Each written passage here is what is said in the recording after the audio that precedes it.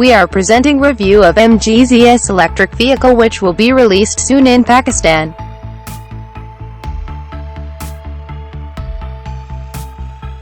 The MG ZS EV isn't completely new. This is a facelifted version of the increasingly popular family car, which means some styling changes, some spec tweaks and a couple of new batteries.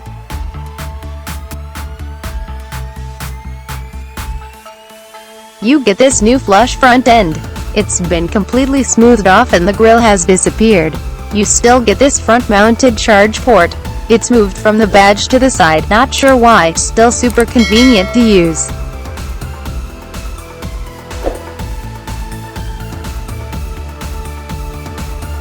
We have LED lights, new bumpers, these 17-inch wheels, they're new as well, and so is this battery blue color.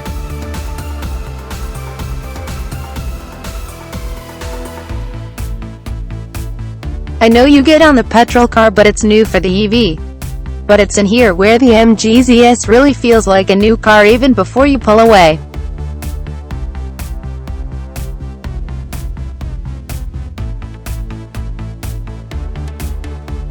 You get this new 10.1-inch screen that's running completely new software compared to the older MG5. It is packed with features. You get navigation, you get 360-degree cameras, you get Apple CarPlay and you get Android Auto, but most importantly it's pretty slick to use.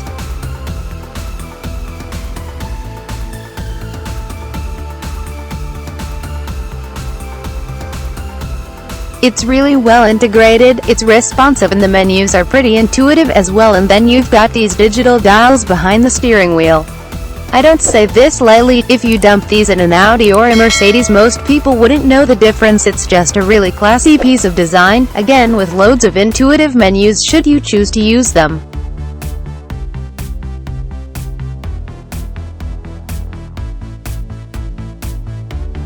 But it can't all be sunshine and rainbows, and while quality on the whole is very good, and here are some cheap plastics on the doors.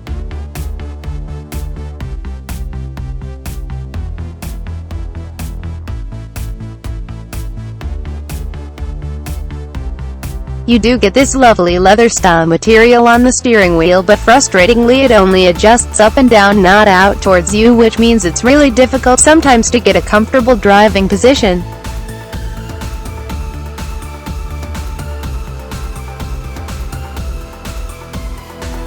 Furthermore, these seat bases are really flat. There's not much in the way of thigh support. MG has tried to keep things simple by offering just 2 batteries and 2 specs plus a single add-on package for flagship cars.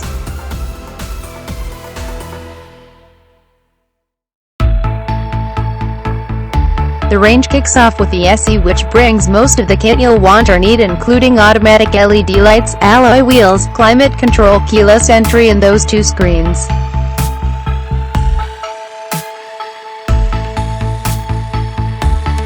Let's now talk about the driving experience, and if I had to use one word to describe what this car is like to drive, what would it be? Fun.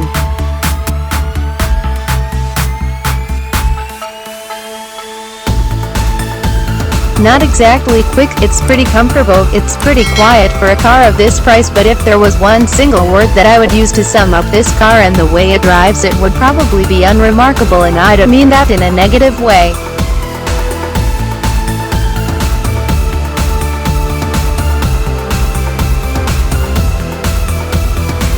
The majority, in fact, that just want to get from location A to B as reliably and efficiently as possible, and the MG does that, no dramas.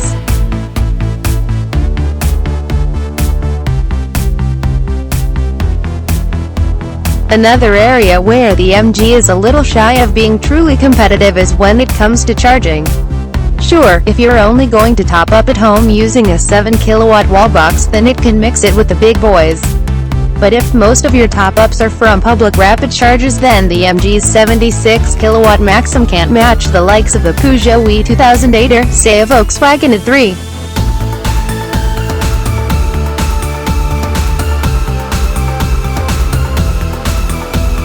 The electric motor is smooth and, as I said, is plenty peaceful enough in here with only 150 horsepower.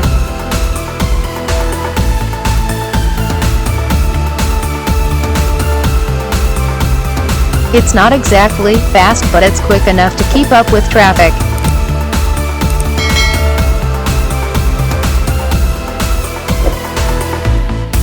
There are 3 drive modes and another 3 modes for the regenerative braking, which means in the strongest setting, you can do most of your driving on one pedal.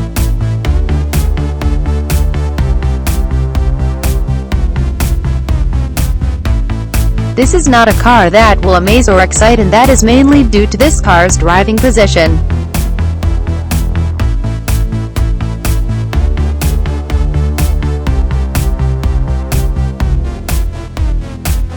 The complete lack of steering wheel adjustment and the fact that the seat bases are so flat means you're never truly comfortable. The steering is light. Boot space is 470-liter boot, which is a really good size, and there's storage under the floor for the charge cables.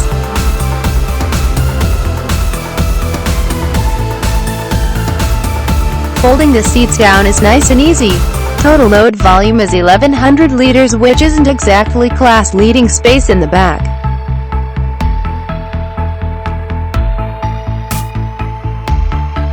It is generous enough though.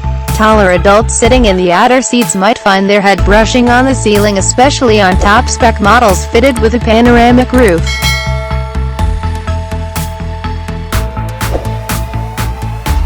Legroom is good though, and the flat floor means those sitting in the middle shouldn't have too much trouble getting comfortable.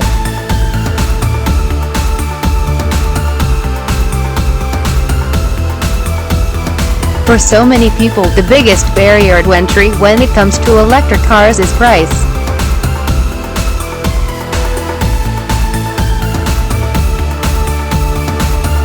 The MG Easy SEV isn't perfect, but it's incredible value for money.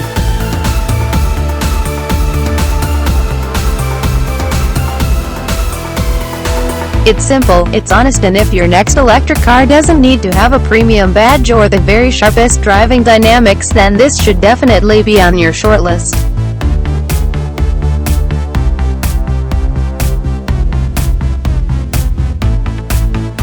Hope you enjoyed this review. Make sure to like and subscribe.